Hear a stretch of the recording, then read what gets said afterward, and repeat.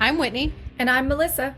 We are podcast addicts, Obsessed with true crime, winos, boy moms, and both live in Texas. We met about 2 years ago and became best friends almost instantly. When we discovered our obsession with true crime and all that it encompasses, we decided to bring our love of podcast and wine to you. Season 1 will take us on a state-by-state journey as we discuss the atrocities around America. We will be covering everything from cults to kidnappings to murder and all that falls in between.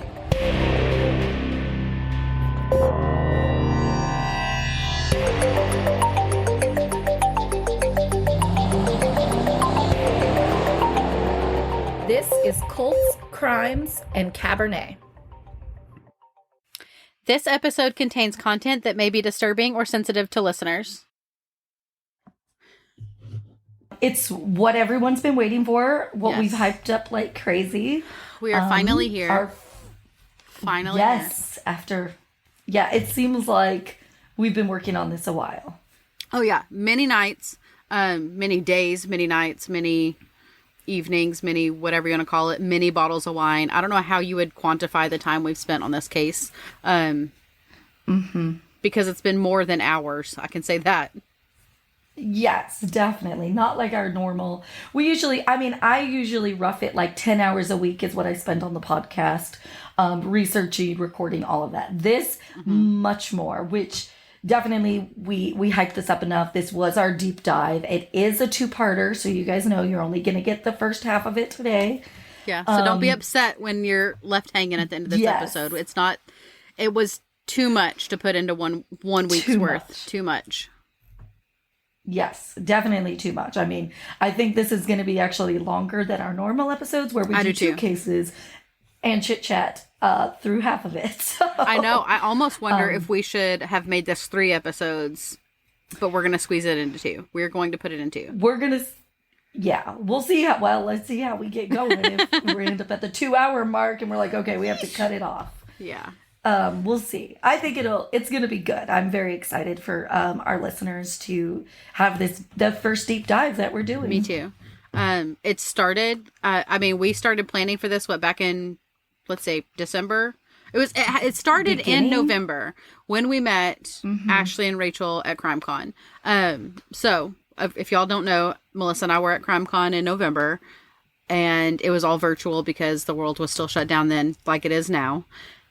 We met Ashley from the company Uncovered when she jumped into our podcast room. So we had this like super cool podcast area that you can come into. It's kind of like a breakout room in Zoom, if you know anything about Zoom, that was dedicated to just us, and anyone could come in and out and meet with us and chat with us. And we talked with Ashley for a little bit about potentially meeting up for a coffee date the next week, obviously via Zoom because we are all over the world. They're in, I think they're in Indiana, Illinois. They're up north somewhere. I don't know. I don't remember. Yeah. She told us. I'm sorry, I forgot. They're Eastern Standard Time, whatever. So somewhere. Maybe they're in Indiana. I don't know. They're somewhere up there. I think it was an I state. Anyway, we had a coffee date and it was great. I was super excited that any company was interested in partnering with us or talking with us about a potential partnership for a case, let alone a company like Uncovered. That was a big one for me. Their mission is to use the power of collective impact to bring peace to families of murdered or missing people by combining data, technology, and the wisdom of the community. So that's a very fancy mission statement, which is amazing. Yeah. They do awesome things. They are internet sleuths. They help solve cases. They help so many people. Yeah. So, and they all bring something to the table. I don't even know how many there are. It's a group of people. You've got some forensic people. You've got some IT people. It's just, I almost think there has to be some kind of graphic designer people because for sure. What they bring together is amazing. It's beautiful. So they are big on visuals. They put together these visual boards so that you can see the crime that's happening and try to help fill in the holes and the gaps and help solve cases, to bring closure to families. So it really stuck with Melissa and I after we met with them after our little coffee date. So their mission kind of works hand in hand with our see something, say something philosophy. And it was just awesome. So we told them kind of who we were as a podcast, what the goal was as a company. And we really decided to partner on something. We were in the end letter state. So we're like, hey, there's plenty of states still out there. We'll come together on something soon. The more and more Melissa and I got talking, we're like, hey, we might want to get some scheduling together and get our shit together so that we can plan accordingly for these things. And we were like, you know what? We're in Texas. We've not covered Texas yet. What do they have in Texas? Let's see if we can partner for Texas. And they threw out Brandon Lawson's case. They said they were in the beginning stages of researching it, that they had met with a few people and they were building their visuals. And the light bulb kind of flickered in my mind because I had heard of the case and I knew very little about it at the time, but it brought up some memories of I'd heard something about it. So that of course intrigued me and I wanted to pursue it further. I know Melissa heard about it differently. She had done a little bit more research than I had on it. So it was just exciting for me to kind of have that light bulb go off and be like, hey, there's something there. Let's pursue it. Yeah, exactly. We said, hey, we want to do Texas. They said, oh, have you guys heard of this case? And I was like, immediately like, absolutely. The Brandon Lawson case, I had first stumbled upon it on True Crime Garage, which happens to be my favorite podcast out there, besides Cults, Crimes, and Cabernet, of course.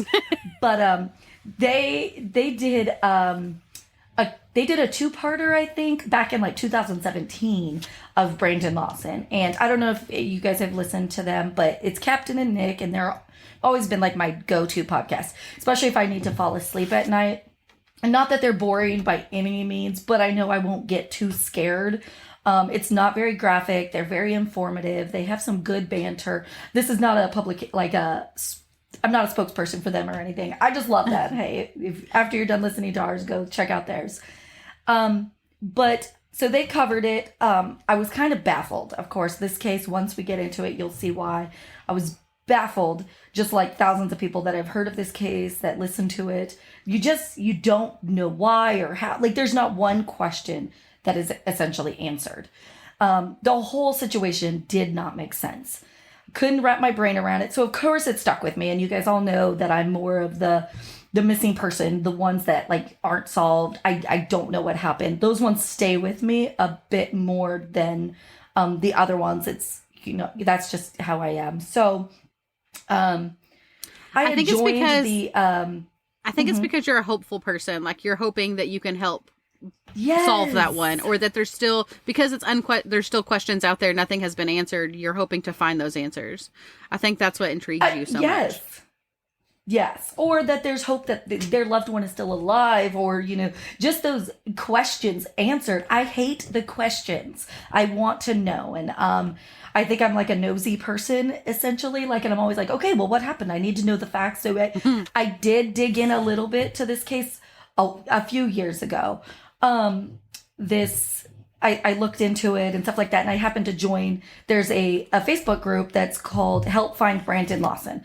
Great page. Anybody needs to go. It gives updates. It's kind of like his family's place where they put things.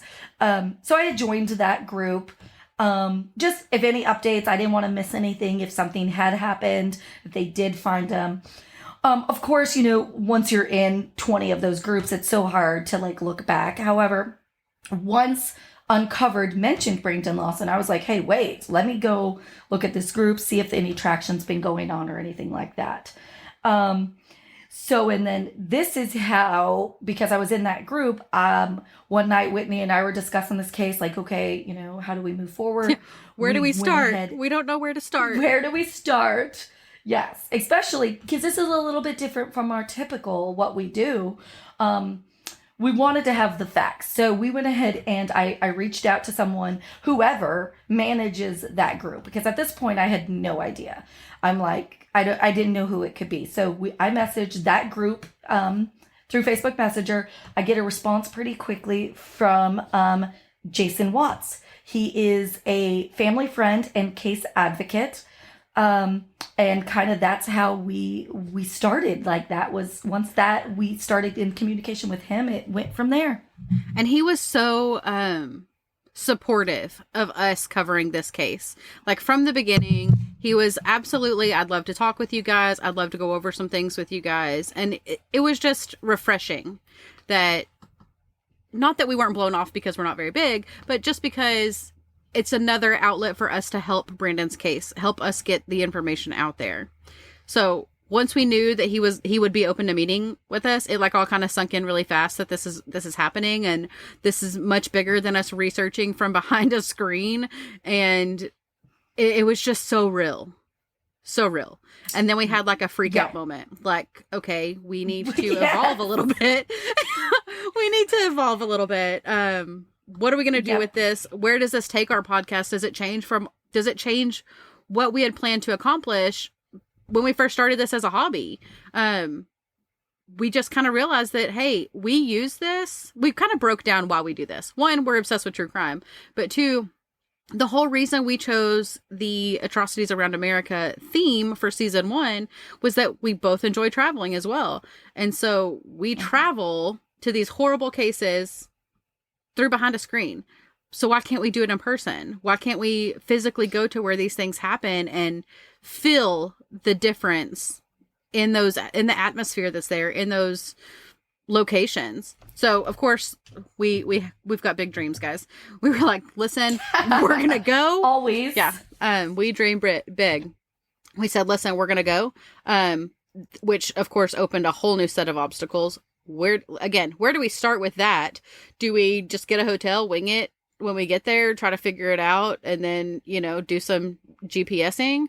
Do we make a detailed itinerary where we have every second accounted for and we try to meet as many people as possible? We had no clue at all. Yeah, exactly. No clue. So basically after we had messaged that group on Facebook and Jason Watts was willing to meet with us, we had to make a plan. We had nothing. Yeah. We didn't know what we were doing. I mean, you guys know us. Shit show is our thing. Like, we just go with it. And so when we're involving other people, we're involving real lives. We had to get it together. We were going to get it together as much as we could. Yes. So essentially we figured out a time that would work for us, would work for Jason, to meet up in San Angelo. That is where Brandon went missing. That's where he lived at the time of his disappearance. We booked a hotel right away, and then we were like, okay, crap, now it's real. We got to get going. We got to start researching, figure out what kind of questions we're going to ask, what we're going to do, what we're going to see. And from there, it really took off. Yeah. And so y'all know that I moved to the Austin area. Melissa is still in North Texas area. So we are coming from two different directions to San Angelo. This is not where I drove up to Wichita. We drove down together so that we could discuss the case the whole way. We had our own journey. The morning of January 16th, the day we met Jason, came very early. I did not sleep the night before because I was nervous. I honestly, I was scared. Like, I didn't know what to expect from this. I didn't want to look like an idiot, but it's happening. It was too late to back out. We're doing it. So, of course, I woke up. Meeting a stranger was at the bottom of the list of why I was scared. It was, I was nervous. Nothing to do with meeting a random guy that you've never met before and only talked to on the internet. That is not my MO. And my husband, of course, was very nervous. As was mine. For us. Yeah, but we were like, that's not even what I'm concerned with. It's fine. We're fine. Like, that's not, we're going to meet in a public place, babe. Don't worry. It's fine. We got that under control. We know how to handle that situation. It's the interview that makes me nervous. Yes, exactly. So of course I got up at 4:00 in the morning, which was fine because I had a 4-hour drive ahead of me. Showered, hit the road. As I was leaving Austin, I realized that I'm going to need coffee for this because I'm a coffee drinker in the morning. I usually take my time with my coffee, and I'll drink coffee till lunchtime, just have a glass. Like I don't do one glass. I do a glass? I don't do one cup of coffee. I do a pot of coffee. Okay. So, and I'll just sip on it all morning long. Well, of course, the anxiety got to me, which I'm not an anxious person. I am an extrovert. I am. All the way. I shouldn't have been this nervous. But of course, I was like, I need all the coffee to get me there. I bought 2 venti Americanos. Like, do y'all know how much caffeine is in 2 venti Americanos? Horrible idea. But I had both of them drank before I even got to the next town out of Austin. It was bad idea. Oh my gosh. Yeah. Now, the drive from Austin to San Angelo is like flat, straight. There's very few turns, very few towns, literally nothing to look at. A lot of flat land. And of course, I'm trying to prepare for this interview with this guy I don't know. So, of course, I throw on some of the more well-known episodes of the Brandon Lawson case, specifically Crawl Space. I know that that's Melissa's go-to for this case as well. They do such a great job of covering everything. I listened to a couple of other ones before I went back over to Crawl Space, but they were just not that great. Nothing was as in-depth as Crawl Space was. It was like they rushed through their episodes because it was a one-episode situation, and I needed more. So I switched back over to Crawl Space. There's 4 or 5 episodes on Brandon's case. I've lost count. I binged them all, and you know when you put them together, they just kind of all become one long episode. Yeah. And especially if you listen to them more than once, especially that last one. I think there's 5 episodes. The 5th one is definitely one of my favorites. Yes. It has Ladessa in there, even his kids. Like, I love it. Yes. It's one of my faves. So I listened to it. The coverage that Tim and Lance on Crawl Space provide is like unrivaled. It's just amazing. So I pull into San Angelo as the sun is coming up, and I kind of start paying attention to the terrain around me more. I think a lot of it has to do because as I was listening to these podcasts, they're talking about how dangerous it is out here, which most of Texas is flat. Well, this is like the desert area topography kind of style of Texas. It seems flat, but it's not. There are mesquite trees. There's brush. There's cacti like you've never seen before. The ground isn't like every dirt. 2 feet. Yeah, the ground like isn't every just 2 dirt. feet. Well, yeah, it's not. I think every 2 feet is being very generous. It's like every foot. You turn around, there's one, and these are like not just. I mean, you like if you think about like Arizona, and it's just like the one cactus, the one with the arms. This is like, this is like bushels of them. Like like it's hard to explain. I don't know. Yeah, on the ground. Like multiple, like they're all in like it's just like a big old bush of them. I know that's not what they're called, but it's a whole bunch of them in one area. But then that's like every foot or two, you have another one of these big old And not only that, like the ground isn't normal ground. It's not grass. It is not dirt. No. It is this rocky, slippery texture almost. It's just not your normal kind of area. And so we're here in January, and it was 76, 80 degrees when we were there. It was a beautiful day. However, Brandon went missing in August. It is 105. It is triple digits in the desert area of Texas in August. In fact, I even looked it up on the almanac to see what that temperature was the day Brandon went missing, and it was 105 degrees at the maximum temperature, and the minimum temperature was 82.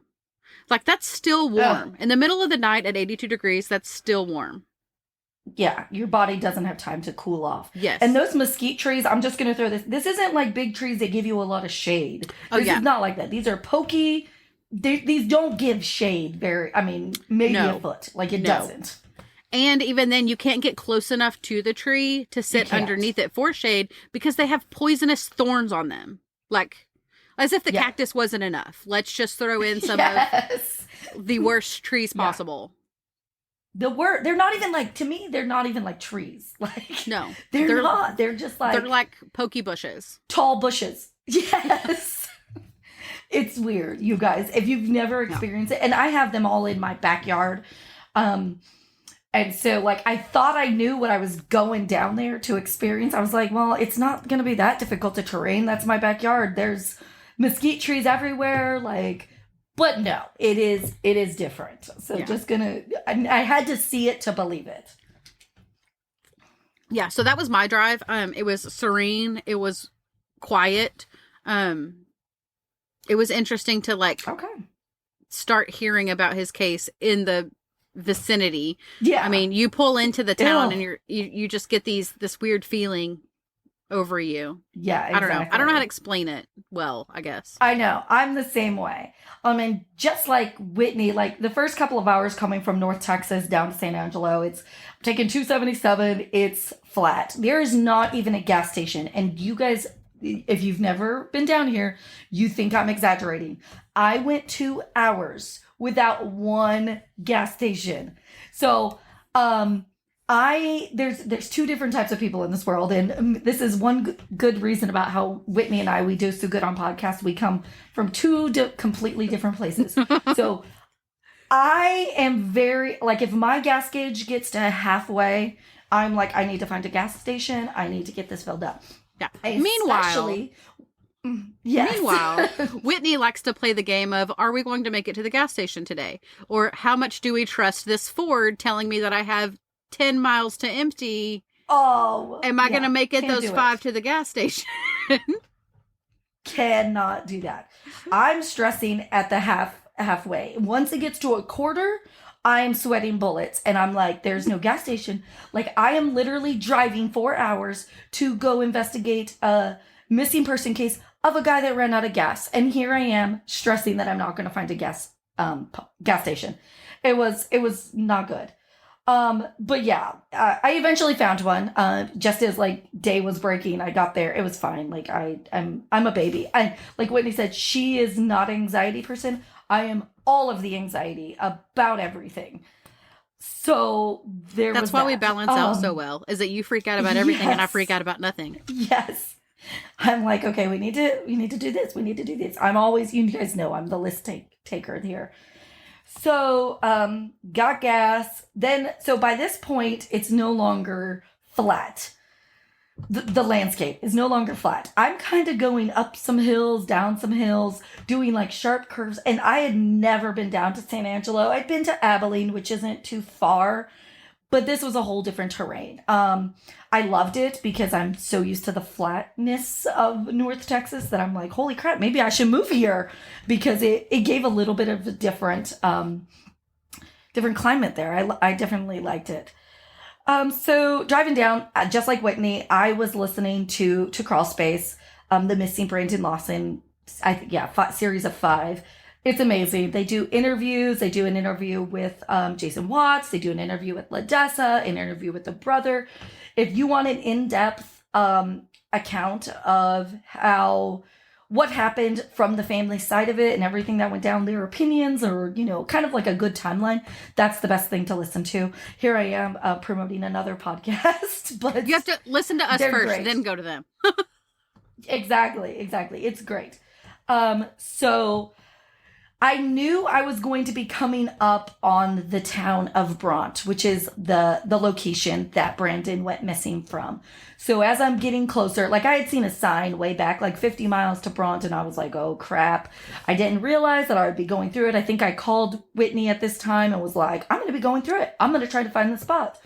But also, when she called me, the service out there is so spotty. Like our call dropped probably 6 times in the 5 minutes that you were trying to call me.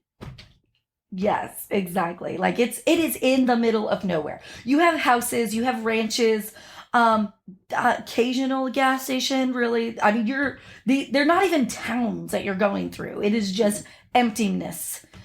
So, of course, cell phone didn't work. I tried to call her a couple of times. I'm like, I'm going to try to find it.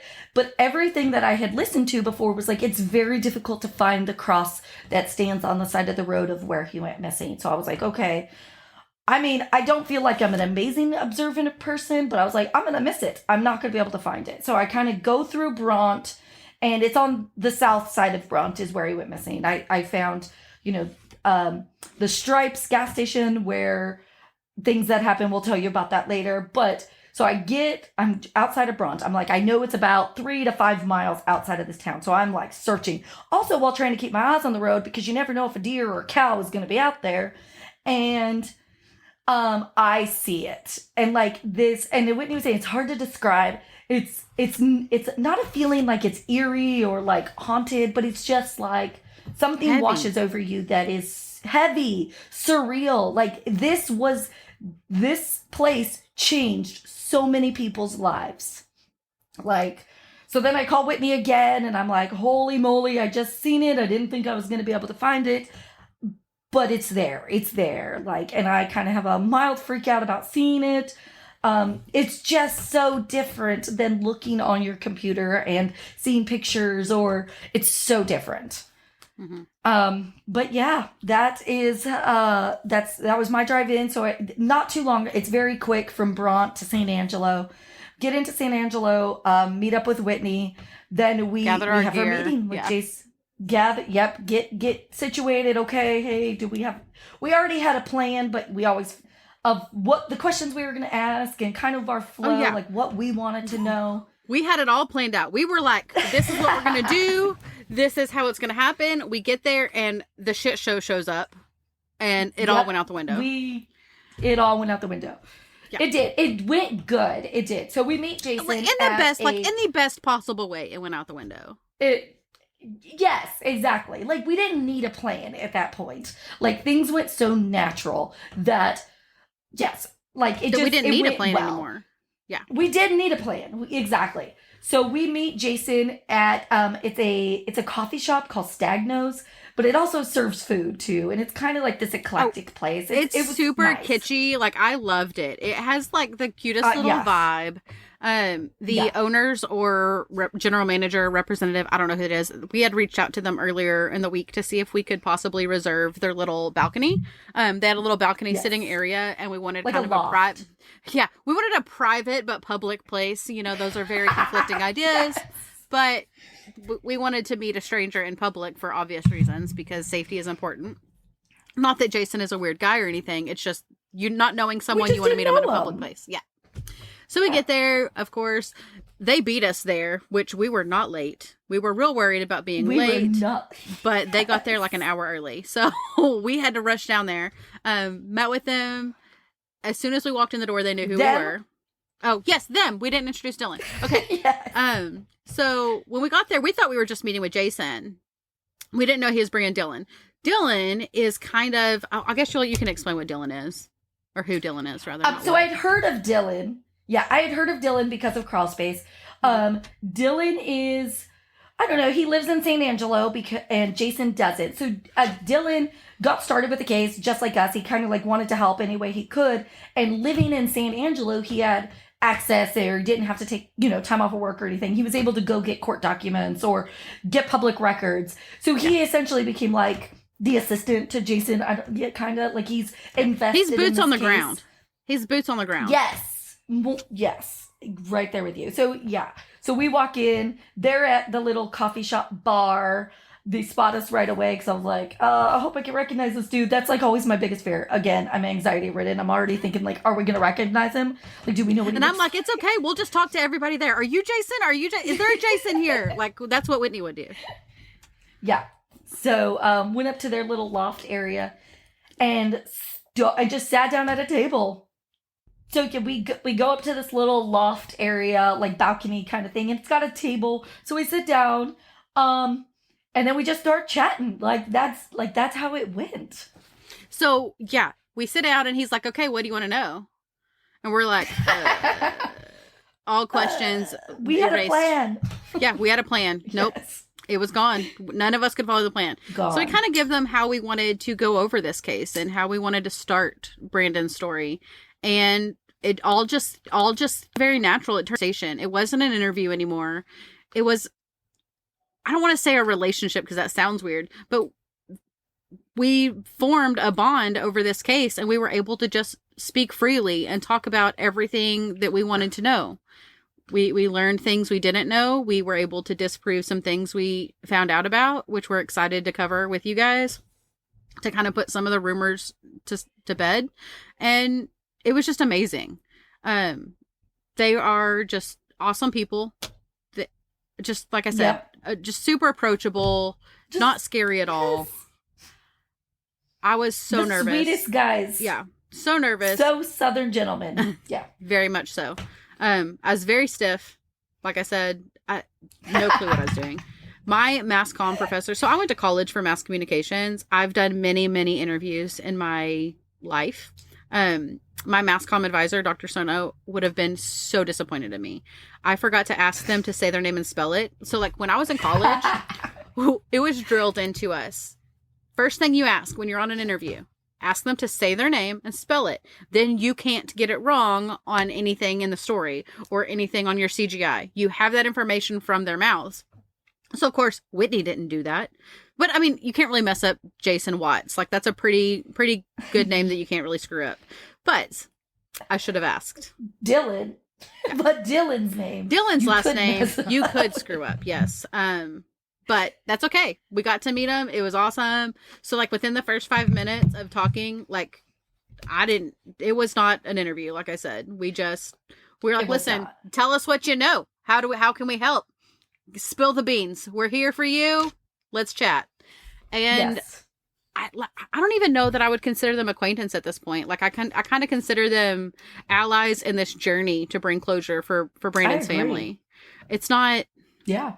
It's so much more than just, hey, we met at a coffee shop. We spent the entire day with Jason and Dylan. Well, Dylan had to leave midway through the day, but we got to spend the entire day with Jason. And it was refreshing to be with someone so close to the case. And that we are hopefully getting to help.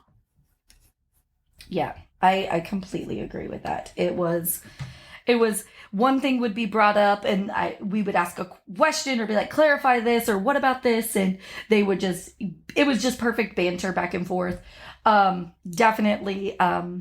It was an experience I'll never forget. And I hope we're able to do more of these in the future, which we do plan on. Yes. But meeting someone like Jason really puts things into perspective, essentially. Like he's devoting his life. I mean, he works and he has kids, but a big chunk of his time goes to advocating for Brandon, who is missing still. Yeah.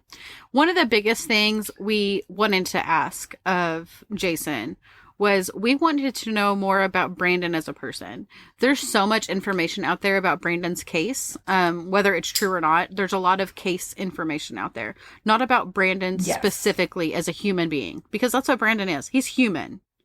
So we wanted to know more about that. Exactly.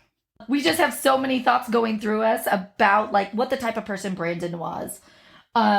Jason kind of gave us an insight of who he was, especially like in high school. That's when Jason knew Brandon the most. So essentially his early life was just like most Texas boys, what they want. It's filled with sports and family.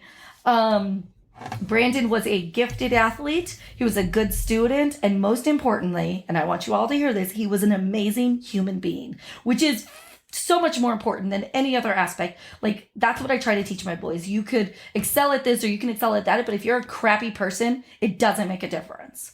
Don't be a crappy person. Mm-hmm. So, he was just like overall just a nice guy. He hung out with everybody, was just, I've known people like this in my life that just are happy. They're happy-go-lucky. They're just the life of the party, but they're also not willing to step on other people to be that life of the party. Mm-hmm. That's what I can imagine of Brandon.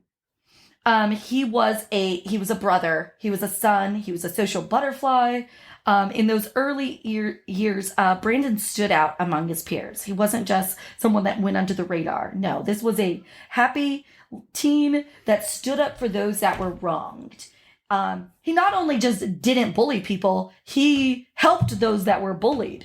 And Jason describes a time when he was the target of a bully. Jason has come out with this a couple of times. He was a little skinny high schooler and, picked on by various people. God, I hate high school for so many reasons because of that. Or high schoolers, I should say. Yes. So Jason was the target of these bullies. And this is how, one of his first memories of Brandon was when Brandon stepped in to help him after he got pushed into a locker and fell completely down. Brandon came up to him and helped him stand up, gave him some encouraging words that were like, hey, those people never win. Don't let them get you down. And that to me, I literally just had a chill. Because those people don't win. And I have 14 and a 10-year-old, so I'm always about being those bullies out there or being a bully yourself, even if you think you're joking. And my 10-year-old, Whitney will know this, He is a trash talker, and I hate it. And I'm constantly like, no, that's bully behavior. Even if you win and some people lose, like that's not okay to put that. So we're working on that, because more than anything, I want them to be good people. Be kind. And that's what Brandon was. He was a good person. That is something Jason will never forget. And he talks about that a bit, and I wish I would have known him. Like, it just seems like a person that you would just want to know, be friends with. Yeah. So yeah, if you need a visual of Brandon, he's 5'9", 230 pounds. So he's a typical football athlete. He is built like an athlete. Yes. He had icy blue eyes, brown hair, the typical Texas twang in his voice when he talked. You'll hear some sounds of him talking later, and you hear that typical Southern accent. Yes. His dad, his dad describes him as a friendly guy who never met a stranger. He's outgoing, the kind of guy that'd give you the shirt off his back. He'd help you change a tire on the side of the road if you were broke down, or hold the door open for you. He was chivalrous if you need a word. And just like Melissa said, a positive individual and just goofy. He's always joking around, lit up the room, family man. When his dad, so if you, we've just talked about Crawl Space a lot, but if you get on their YouTube page, you will see a Zoom call with Brandon's parents. And it's for his birthday. And when he talks about Brandon, his eyes sparkle. You can tell he was so proud of his son. Just for being his son, like for no particular reason, not for anything that Brandon had ever done, just for being a person. But he also knew that Brandon wasn't perfect, because no one is. Everyone has their demons. Exactly. Everyone makes mistakes. Tim and Lance said it best. They're the hosts of Crawl Space, and they said it best when they visited on the same call when they visited him for his birthday, with Jason and Brandon's parents. They said, just because someone isn't perfect doesn't mean they aren't good people. One quote from that same interview that really stuck with me, that his dad said, was, if you want to know one thing about Brandon, the one thing I can tell you is his heart was bigger than Texas. And even now, I wrote this down 4 different times, and it's making me tear up. But Melissa, don't cry on me, because I will cry. I'm typically not the crier. I'm anxious, but not a crier. But it's just describing him makes me just picture him, and I just, yeah. Yeah. So, of course, with that being said, he did have some drug-related aspects to his past. And small town Texas, it's not surprising. I grew up in a very small town. It was riddled with drug problems. It's just part of growing up. You make those choices, and it's not always a good choice, but doesn't make you a bad person. Everyone hones in on the fact that Brandon did drugs in his past, and that they say he was a horrible person, and that he just upped and left his family out of selfishness. But that is not the case. That is definitely not the case. So I debated whether to go back for a while about if I was going to address this drug issue or not, but I need to.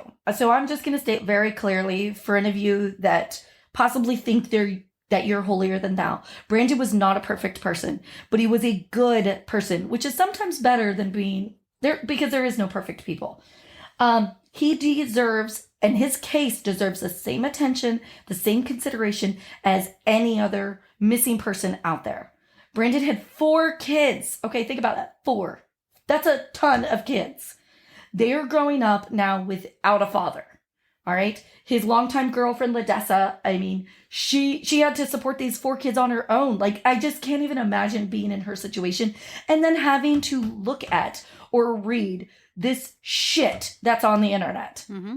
Okay. Sorry, I'm a little bit cranky about this, but Brandon had people in this world that loved him dearly. And just because he did or did not use drugs does not mean that we get to write him off as someone that, just up and left, because that is not the case. All right. Sorry. I had to get that off my chest. Yeah. It upset me. I don't know if you listened to Ladessa's interview.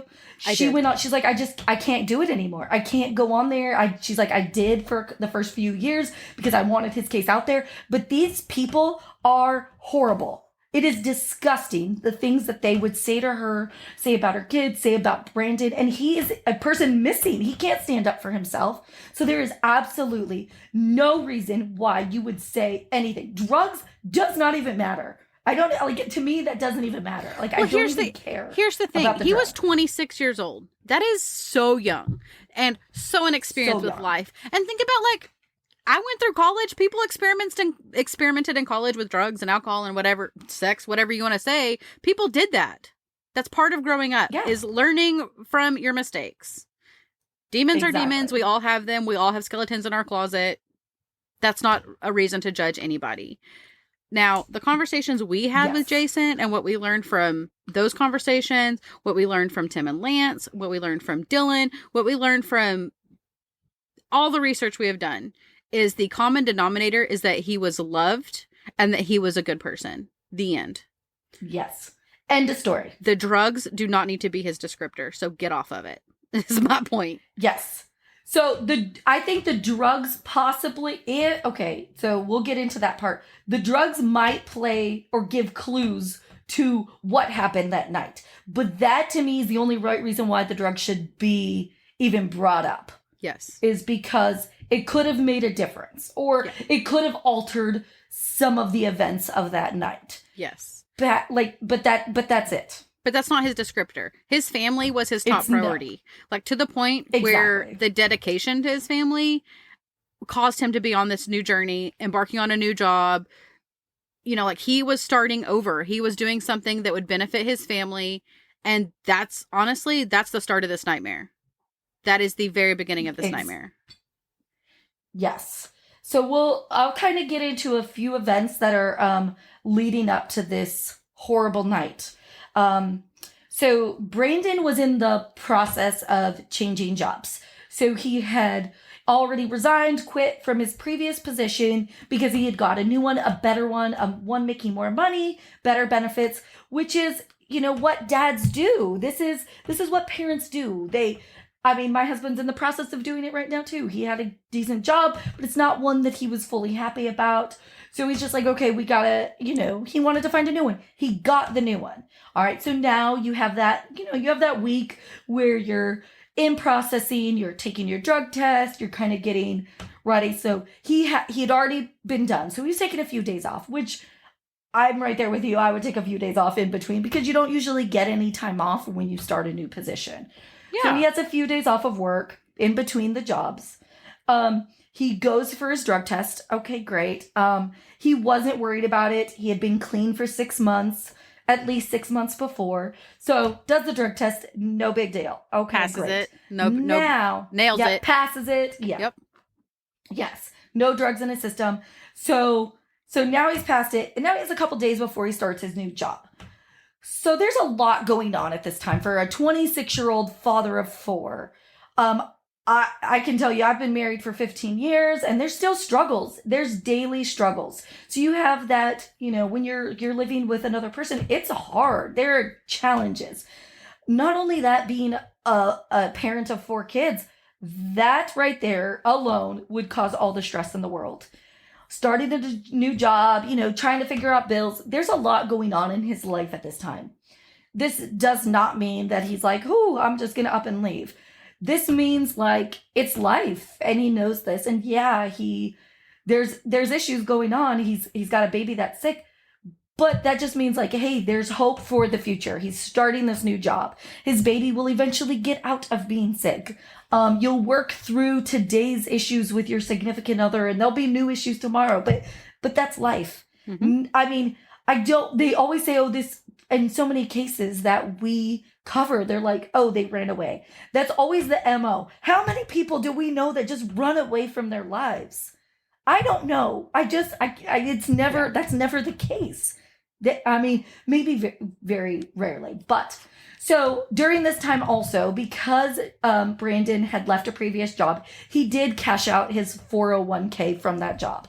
So let's get into that just for a moment. But that previous job, he was only there for like a year.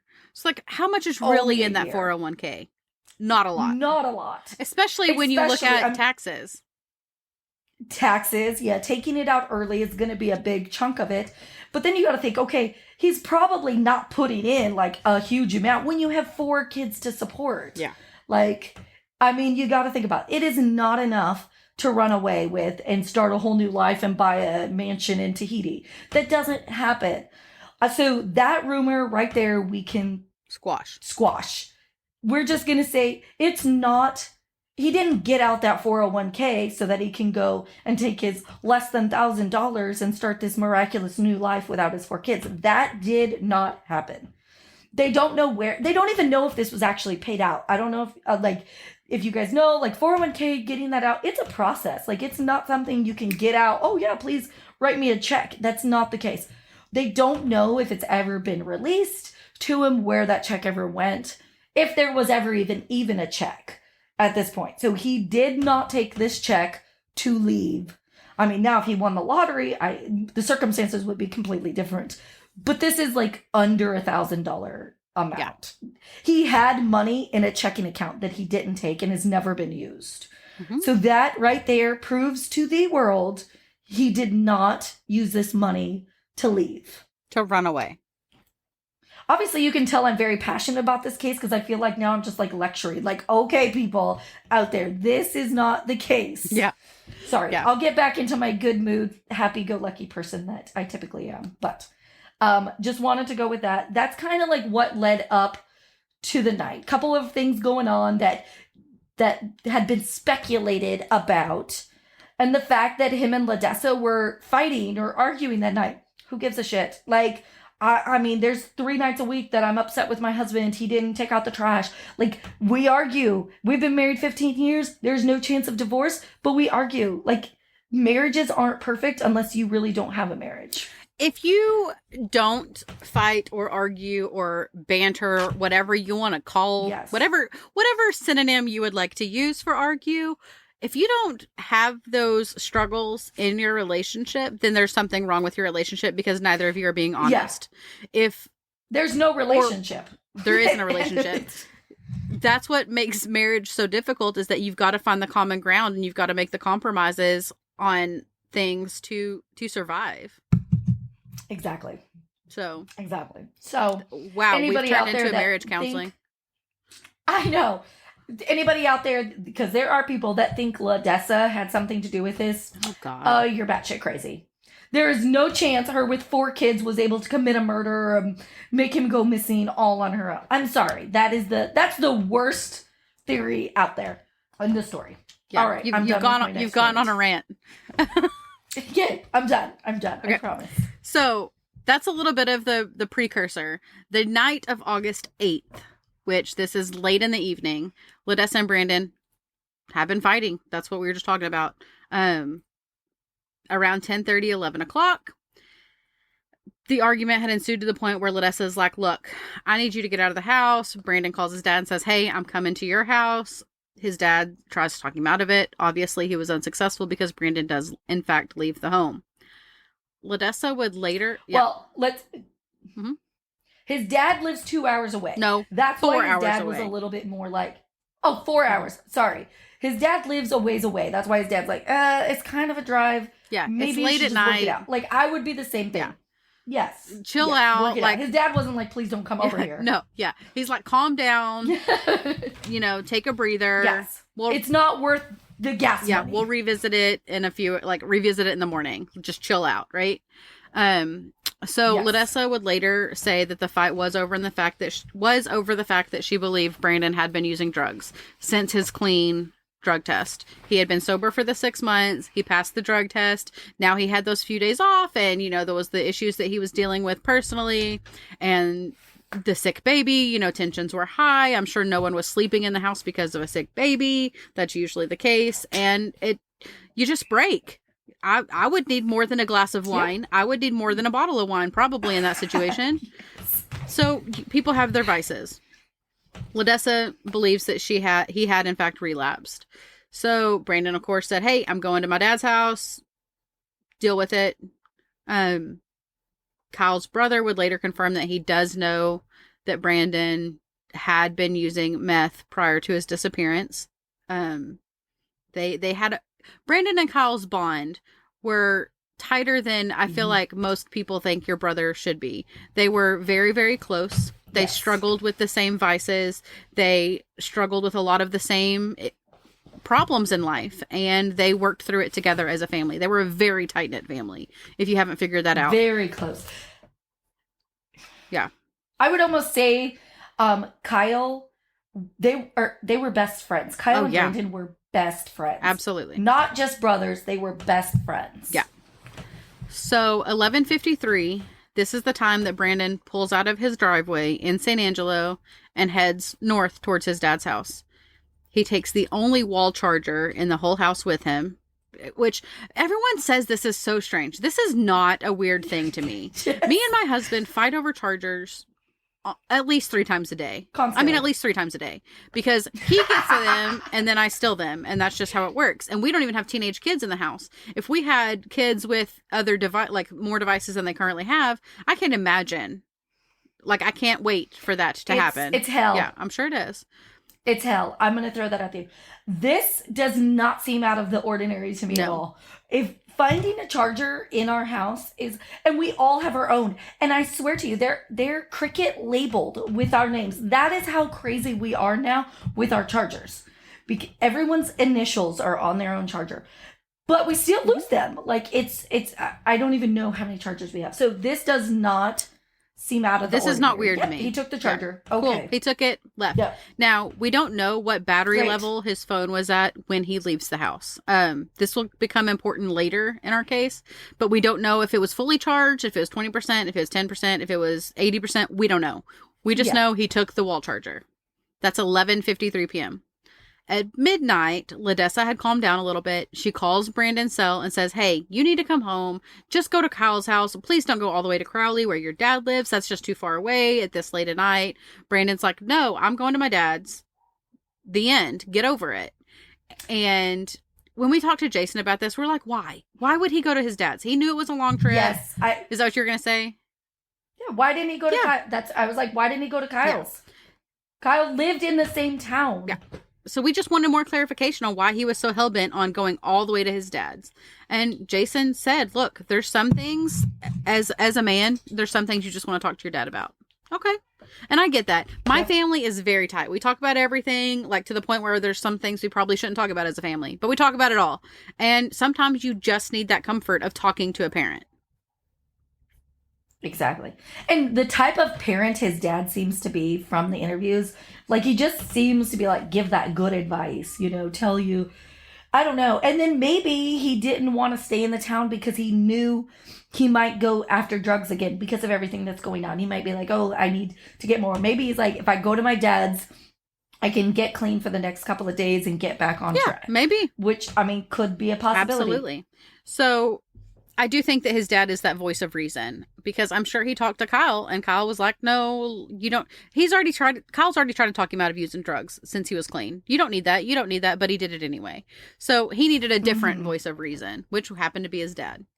Yes. Now, knowing that there was tensions between Brandon and Ledessa at the time, Brandon's mom, and I'm assuming she knew at this point that Brandon was trying to get to their house, to his mom's house. She asked Kyle to stop by and say, look, you need to check on Ledessa and the kids.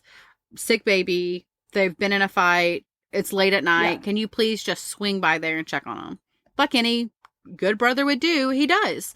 And this is around 12:10. Yeah. He swings by, checks on them. All is fine. He then heads home to his girlfriend and their kid.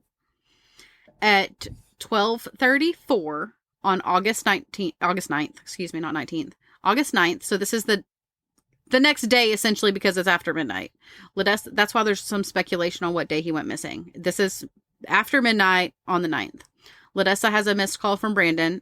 Another call comes across at 12:36. She also misses that. 12:38 a.m. Kyle receives a call from Brandon saying he had run out of gas. He's still super upset, and he told Kyle, and there's some speculation around this, but this is from Kyle's statement, that Ledessa had some, quote, Mexicans from the neighborhood, end quote, chase him out of the neighborhood, chase him out of town, and that Kyle needed to bring him gas. Okay, so this is what Kyle said Brandon Correct. said. This is not Kyle's interpretation Correct. of it. He said, Brandon said this to me. He couldn't really make anything of it. Mm-hmm. He's just like, I don't know, like, and then moved on. Correct. With Brandon taking the wall charger out of the house, Ladessa took her phone out to the car, plugged it in the car charger because it was dying. There's been so many arguments about chargers in this case that makes my head spin, because why are people so worried about whether or not the charger was charging? So there are many cars, including my own personal car that I have now, that if you plug in a car charger, it will charge your phone without the car running. People are like, there's no way in hell she could charge she could charge her phone with the car not on. Was she leaving it running in the driveway? Was she sitting in the car with it? No, she wasn't. She plugged it in. It charged. I mean, move on. Yes, there are many cars that do that. I've been camping enough times to know, hey, whose car works and whose car doesn't out of my friends. The other thing is, and maybe she left it on. I'll leave mine on. Or if you're warming up your car in the morning, sometimes you turn it on, go back in the house. Like, it's not out of the realm that she had the car on either. But she didn't, because it just charged on its own anyways. But I'm just saying, guys, like, get off that. Let's look at other picture, things. not the stupid little crap. Get off of it. She charged her phone out in the car. End of story. Just get off of it. So Kyle said, okay, I'll bring you gas, but I got to go back to your house, talking about Brandon's house, for a gas can. Then he asked Brandon, are you hallucinating from drugs? Because he had no clue what he meant by the Mexican chasing him. And Brandon insisted that he wasn't hallucinating from the drugs, or that he wasn't even high. He insisted that he wasn't. Now, Brandon's truck had come to an abrupt stop on the side of Highway 277 on the northbound side. This is just outside of Brunt, headed north towards Abilene. It's the exact spot that we went with Jason and Dylan. There's a cross on the side of the road signifying Brandon's disappearance. And like we said before, the moment you step out of your vehicle on the side of the highway, it feels heavy. We followed Jason and Dylan out there, and you pull over off the side of the road, and they cautioned us, don't stop on the shoulder, get in the grass, park in the grass, make sure you're well off of the road, because you do come off around a corner and then you're right there upon it. So it was a dangerous spot to just abruptly stop your vehicle.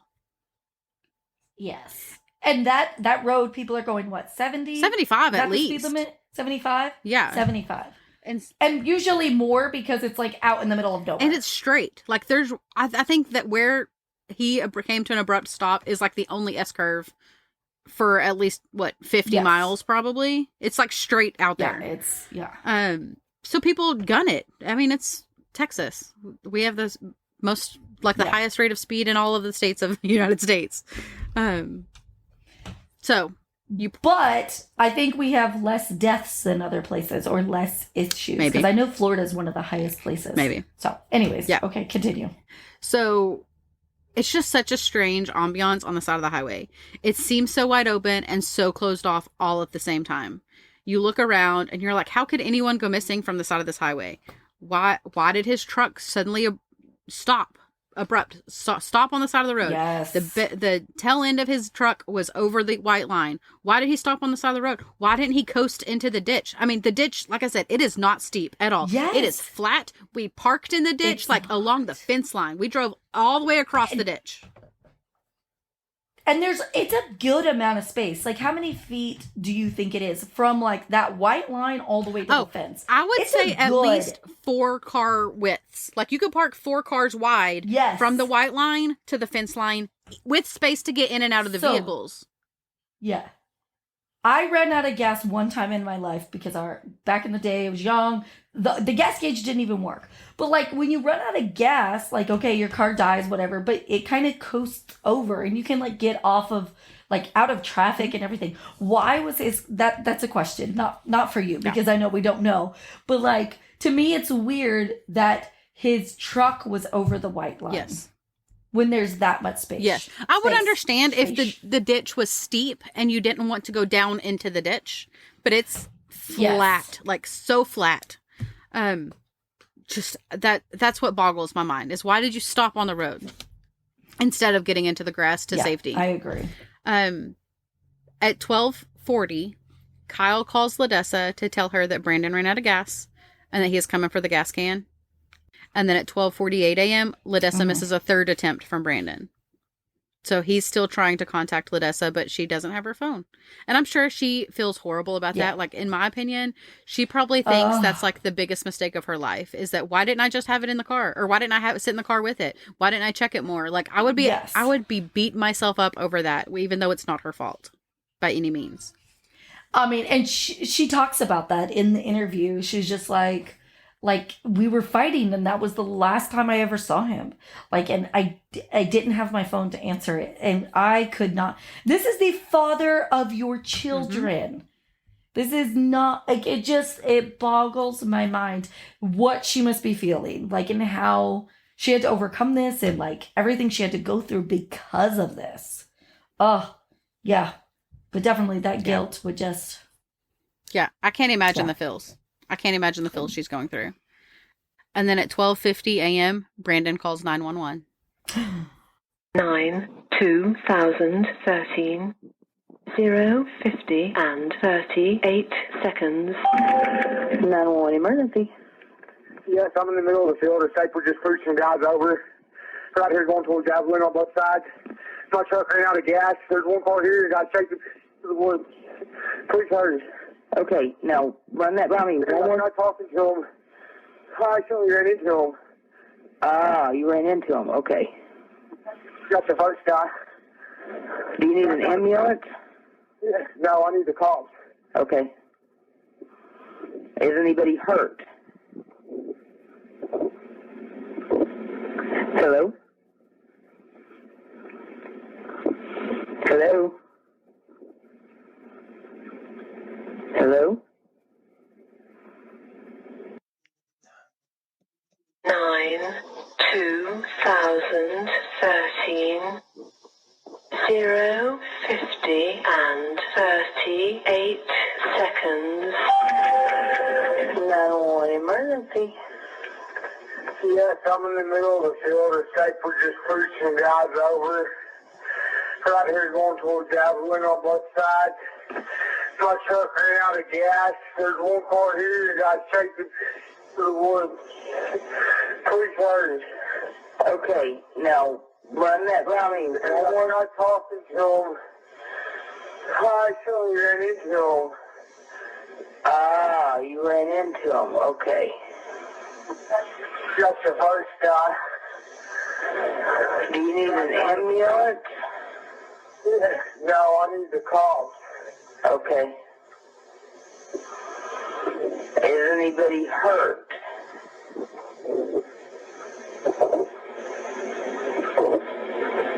Hello?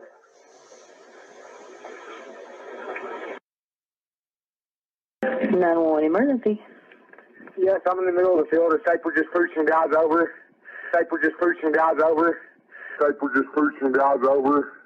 Staples just pushed some guys over. Staples just pushed some guys over. Right here going towards Javelin on both sides. My truck ran out of gas. There's one car here that got shaken to the woods. Please hurry. Okay, now run that by me. We're not talking to him. I actually ran into him. Ah, you ran into him. Okay. Got the first guy.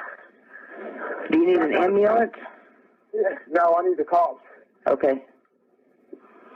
Is anybody hurt?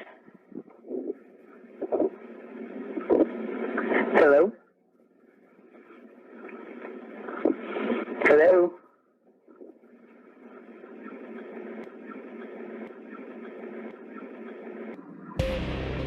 Hello?